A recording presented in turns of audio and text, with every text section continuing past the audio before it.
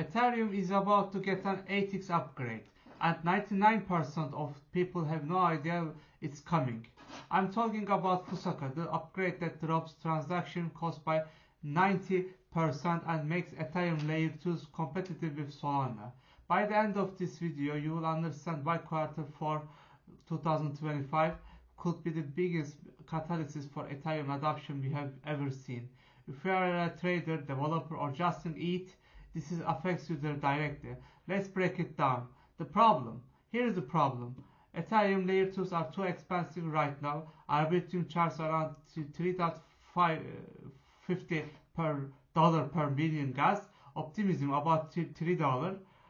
Compare that to Solana that at 10 cents, and you see why developers are bleeding money. Consumers apps literally can't scale. User onboarding costs $5 to $10 per person. That's suicidal for gaming, social apps, or anything with high user volume. The root cause, Ethereum only has 3 to 6 blocks per block. That's the data storage space L2s compete for. Limited blocks can mean congestion. Congestion means high fees. High fees mean users leave for cheaper chains. But Fusaka changes everything. The solution, Fusaka introduced peer DAs. Think BitTorrent for Ethereum. Right now, every validator downloads all block data is inefficient and bandwidth heavy. Peer DAs less validators only sample small pieces, then share those pieces across the network. This cut bandwidth requirements by 30%. The result, block capacity jumps from 3 to 6 blocks per block to 15 blocks. That's 8x more capacity, which means L2s can process 8x more transaction at the same cost. Transaction fees drop from 50 cents to 6 cents and 88% reduction. Arbitrum goes from $3,500 to 44 per million gas, $440 per million gas. Optimism drops proportionally. Suddenly, Ethereum's Layer 2s are competitive with Solana's on cost, but with Ethereum's security guarantees. And here's the kicker: some stakers can still run validators. You don't need a data center, a fiber connection in Istanbul or anywhere else. That's enough. Let's talk market impact. Today, Ethereum Layer 2s process 9 million transactions per day. Solana does 65 million. Post Fusaka, Ethereum Layer 2s could hit 60 to 7 million daily transactions. That's competitive parity. Market share goes from 20% to 60 to 70% of all crypto transactions, and 150% increase in 12 and 18 months. Arbitrum case study. Today they do 8 million transactions at 30 to 80 cents each. Post Fusaka, 50 to 80 million transactions at 5 to 10 cents each. Revenue stays flat, but user space explodes 5 to 10x. Yeah. Coinbase base with 100 million users suddenly becomes economically viable on Ethereum L2s. This unlocks gaming, social apps, macro payments, NFT marketplaces, everything that couldn't scale before. Developers' customer acquisition cost drops from $5 to $10 to under $1. That's 10x more experiments, 10x more innovation. Now, Turkey and emerging markets. Now, where it gets massive, Turkey and emerging markets. Turkey has 85 million people, 75% internet penetration, and 15 to 70% crypto adoption, but fees are prohibitive.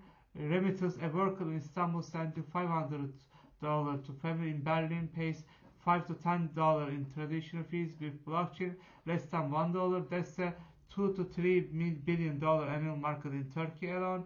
Real estate tokenization. Turkey's housing market is worth $1.5 trillion. Right now, it takes 6 months to sell property with 5 to 8% fees. Blockchain brings instant settlement, fractional ownership, and global liquidity. Tapu pilots are already testing this. Fusaka timing perfect. Quarter 4 2025. optimization means top expansion. Globally, we are looking at 200 and 300 million new users by 2028, 40 to 15% from emerging markets, transaction volume 100 to 200 billion annually. Who benefits most? Who benefits most from Fusaka? Let me rank the top 3. Number 1, high frequency traders. 90% cost reduction means arbitrage strategies work at smaller scales. MEV opportunities unlock. Market size 10 to 20 million in additional volume.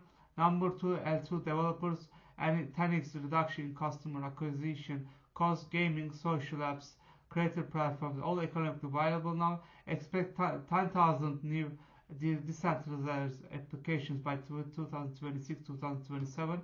Number 3, Turkish and emerging market users, financial inclusion at scale, remittance, real estate, stable coins for currency hedging. This isn't for Digans, this is infrastructure for the unbanked. Trading opportunities. Watch L2 tokens, Arbitrum, Optimism, Matic, historically precedent. The Denkanan created in March 2024. So Arbitrum and Optimism rally 40 and 60%. Fusaka is a bigger upgrade. Expect 50 to 100% pumps when it activates Q4 2025. Ethereum economics shift. If L2 volume grows 5 to 10x, Ethereum burn exceeds its issuance. Ethereum becomes deflationary. Price projection based on this thesis: $3,500 today to 5,000 to 7,000 by late 2026. Not financial advice, but the mechanism is structural. Timing: accumulate before Q4 2025. Watch testnet results into Q3. Risk and watch to watch. What could go wrong? Activation delay pushes to Q1 2026. Likelihood low about 15%. Technical issues post-launch. Network instability. Possible rollback. Likelihood medium to 25%. Competitors steal momentum. Solana or Monad deliver first. Likelihood medium 30%. Watch to watch post activation. L2 transaction volume should spike 30 to 40% in the first month. Block fees should stabilize below 0.1 GWay. New decentralized application launches should 2 to 3x in Q1 2026. Closing and CTA. Bottom line: Fusaka isn't just an upgrade. It's the moment Ethereum becomes competitive for mainstream adoption. 3 pillars. PRDAs gives us 8x scaling. Fee reduction drop cost 90%. Timing means Tapu Pyrus and enterprise demand. Infrastructure means demand. Ethereum finally gets to prove out its needs without sacrificing decentralization. If you are a trader, watch Arbitrum and Optimism. If you are a developer, start building now. If you are in Turkey or emerging market, this is your unlock.